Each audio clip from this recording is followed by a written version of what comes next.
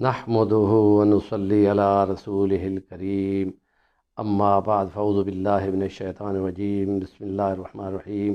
فاقرؤوا ما تیسر منہ واقیموا الصلاۃ صدق اللہ العظیم۔ سورۃ مزمل کی آخری آیات میں سے ہے، اس کو میں نے مطالعہ پڑھا ہے۔ اس میں اللہ پاک فرماتے ہیں کہ جتنا قرآن مجید تم کو میسر ہو وہ تم پڑھا کرو، کہیں تم سفر پہ ہو یا کہیں جہاد پہ ہوتے ہو یا کہیں مصروفیت میں ہوتے ہو تو جتنا تم سے ہو سکے اس کو پڑھو۔ حدیث کی روح سے جس وقت کے بندہ اللہ پاک کے اس خاص ٹائم میں، جس کو ہم تہجد کا ٹائم کہتے ہیں، اس ٹائم کو جب قرآن مجید کو اپنے نمازوں میں اقیم الصلاۃ نمازوں میں پڑھتا ہے، خاص طور پہ نفل میں پڑھتا ہے، تو وہ خاص قبولیت کا ٹائم ہوتا ہے، جس میں حدیثوں کی روح سے کہ بندے کو خدا پاک کی طرف سے یہ خود اعلان ہے کوئی مانگنے والا کوئی مانگے، ہے کوئی مشکل ٹالوانے کے لیے بولنے والا کوئی دعا کرے، ہم قبول کریں گے۔ تو اللہ پاک اپنی شان کے مطابق اور دنیائے آسمان پہ نزول فرماتا ہے، اور یہ بندے کی قریب ہوتا ہے تو سنتا ہے۔ تو ہمارے نزدیک کہ سورۃ یاسین کی فضیلت ہے، سورۃ تبارک کی 29واں پارہ سٹارٹ ہو رہا ہے، اس کی ایک خاص فضیلت ہے، اور ان کو ایک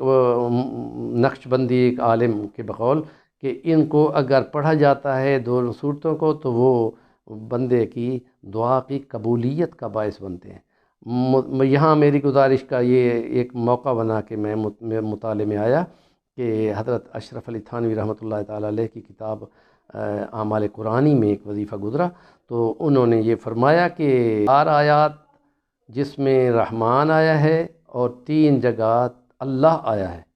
اور اسی طرح سورۃ تبارک میں بھی 4 جگہ رحمان آیا ہے اور 3 جگہ اللہ آیا ہے۔ آپ ان کو پہلی رکعت اور دوسری رکعت میں پڑھیں، زیادہ سے زیادہ 10 منٹ لگتے ہیں، 9 منٹ 10 منٹ لگتے ہیں۔ تو اس میں آپ نے اپنی انگلیوں کو 4 رحمان پہ 4 ہی انگلیوں کو ایک ایک کر کے آہستہ سے دبا دینا ہے، اور اللہ کا نام جب آئے گا تو 3 انگلیاں دوسرے ہاتھ کی وہ دبا دینی ہے۔ جب سورۃ تبارک آپ پڑھیں گے تو اس میں رحمان 4 دفعہ آیا تو 4 دفعہ انگلیوں کو کھول دیں گے، اور اللہ آیا ہے تو دوسرے ہاتھ کو 3 انگلیوں کو کھول دیں گے۔ وہ لکھتے ہیں یہاں پر کہ جس وقت آپ یہ کرو گے تو اس کے بعد آپ کی دعائیں ضرور قبول ہوں گی۔ ہم یہ کہتے ہیں کہ ان صورتوں کا دونوں کو پڑھنا بھی مستجاب دعوات بناتا ہے، اور یہ عمل جو انہوں نے خاص ذکر کیا ہے ایک مزید اسپیشلائزیشن ہو گئی، اور اس پر ضرور برکت آئے گی۔ اور حدیثوں کی روح سے کہ ہر چیز کا دل ہوتا ہے، سورہ یاسین قرآن کا دل ہے، اور ایک اور حدیث کے بقول کہ جس نے سورہ یاسین کو پڑھا گویا کہ اس نے 4 قرآن پڑھ لیے ہیں۔ اور سورہ تبارک کی فضیلت کیا آتی ہے کہ وہ یہ کمال کی صورت ہے کہ جو اپنے پڑھنے والے کے لیے حشر کے میدان میں خدا سے جھگڑے گی، اور اس وقت تک جھگڑتی رہے گی کہ جب تک کہ وہ اس کے لیے نجات کا باعث نہیں بن جاتی، اور دوسری کی مفہوم حدیث کے جس میں وہ بندے کے ساتھ چمٹ جائے گی، اور اس وقت تک چمٹی رہے گی جب تک کہ وہ اس کے لیے نجات کا باعث نہیں بن جائے گی۔ ہم یہ کہتے ہیں کہ سورہ یاسین ہی میں ایک آیت ہے جس کو 9 نمبر آیت کہتے ہیں، وہ گویا کہ خدا کی طرف سے بندے کو سیکیورٹی ہے، اور اس میں جو یہ پڑھتے ہیں اللہ پاک ان کو خصوصی طور پہ ڈھانک لیتے ہیں اور اپنی حفاظت بنا دیتے ہیں، گویا کہ آمنے اور سامنے دیواریں مار دیتے ہیں، اور وہم لا یبصرون، اور وہ دیکھ نہیں پاتے۔ اور یہی بزرگوں کے بقول کئی دفعہ کے واقعات سن چکے ہیں کہ جس میں وہ آیت نمبر 9 نبی پاک نے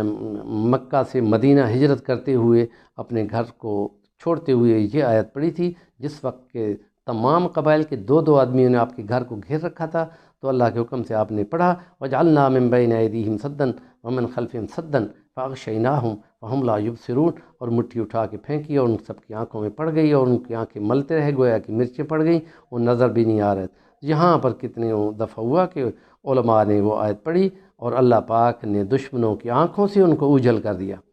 اور ہمیں بھی ان آیات کو ضرور مشکل میں پڑھنا چاہیے، اور اللہ پاک کی طرف سے گویا کہ بندے کو سیکیورٹی اور حفاظت ملے گی۔ یہ اللہ پاک کا آخری کلام ہے، اس کے بعد تو یہ ختم نبوت کی علامت ہے کہ اس کے بعد تو قیامت ہے، اس میں جو کچھ لکھا گیا ہے وہ فائنل ہے، اور ان کو ہمیں اپنے اعمال میں بیان کرنا چاہیے، اپنے وظائف میں پڑھنا چاہیے، اپنے وظیفوں میں دہرانا چاہیے، نمازوں میں اچھی طرح قائم کرنا چاہیے، اور اس کو پڑھنے کے بعد جو دعا کی جاتی ہے وہ ضرور قبول ہوتی ہے۔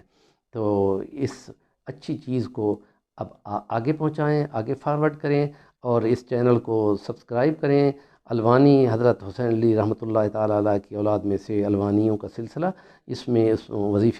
مختلف اور وظائف آپ کو بتائیں گے، آپ ضرور پڑھیں اور دوسروں کو بھی بتائیں۔ وآخر دعوانا الحمد للہ رب العالمین۔